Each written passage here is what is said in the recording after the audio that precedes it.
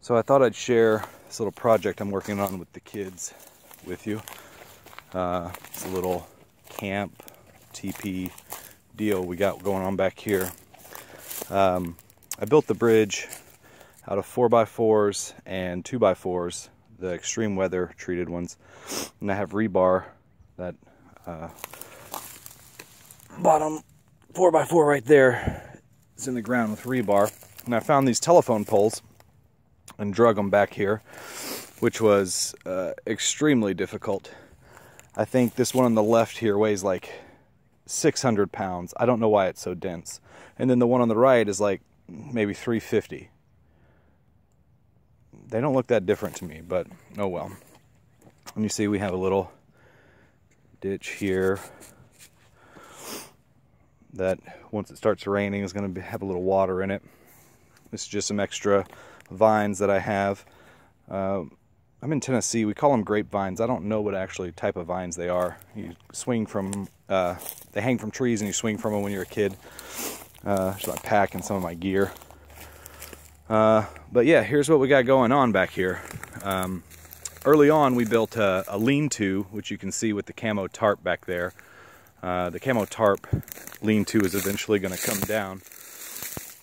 But that's the first thing that went up, and I was trying to show the boys that when you're in the wilderness, the first thing you want to do is get a hasty shelter to get out of the wind and rain. Next thing you want is a fire, and you know, just going through some survival stuff with them. All of this was cut. Well, this is a machete I have back here right now, but I have a hatchet that I normally use too. It's a CRKT. I can't think of the name of it right now. Apologize. But we're gonna eventually take that down, and then here's the teepee we got going on.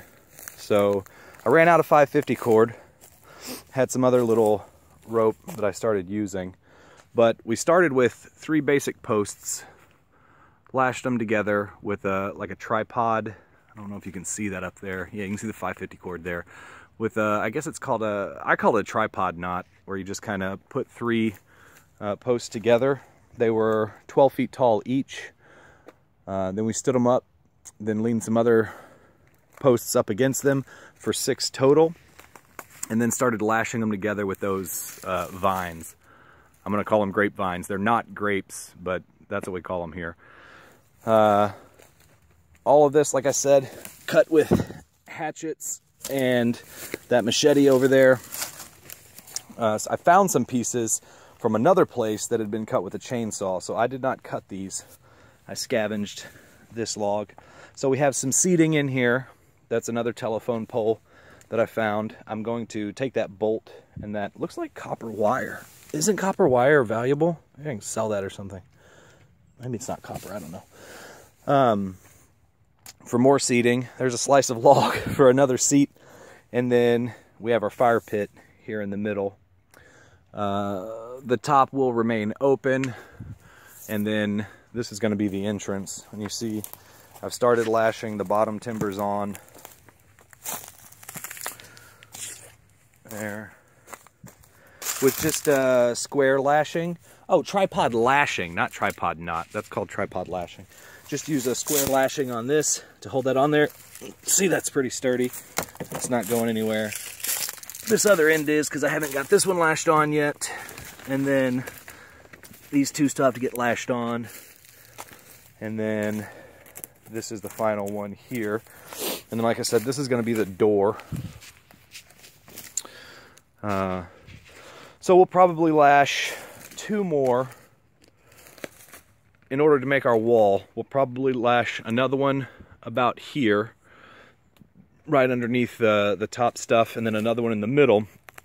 And then I'll weave probably something like this in and out of those posts. You see it's kind of flexible. It's the same stuff I've got wrapped around the top up there to make some walls. And then once that gets pretty dense, I'm gonna cheat and use a tarp. There are some evergreens around, but they're pretty small. There's a couple right over there, and then a couple up there.